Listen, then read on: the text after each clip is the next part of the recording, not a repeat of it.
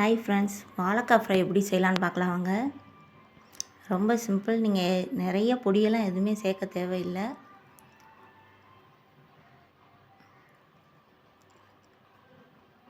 அடுப்பில் கொஞ்சமாக எண்ணெய் ஊற்றிக்கிட்டு வாழைக்காயை வேக வச்சு கட் பண்ணி வச்சுக்கோங்க. ஒன்றுமே இல்லை, இந்த சிக்கன் 65 பொடி மட்டும் போட்டு லைட்டாக உப்பு மட்டும் தூவி விட்டிங்கன்னா போதும். வேறு எதுவுமே போட வேணாம். நல்லா டேஸ்ட்டாக இருக்கும். நீங்கள் எந்த ஃப்ரை பண்ணுறதா இருந்தாலும் சிக்கன் 65 பொடி மட்டும் போட்டால் போதும்.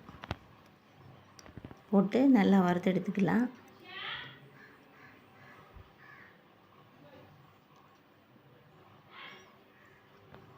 இதை நீங்கள் எந்த காய்க்குனாலும் ட்ரை பண்ணி பாருங்கள், நல்லா டேஸ்ட்டாக இருக்கும். வாழைக்காய் பிடிக்காதவங்க கூட இந்த மாதிரி செஞ்சு கொடுத்தா கண்டிப்பாக சாப்பிடுவாங்க.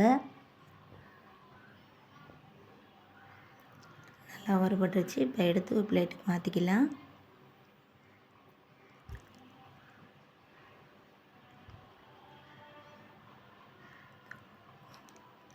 கண்டிப்பாக அதை ஒரு தடவை ட்ரை பண்ணி பாருங்கள்.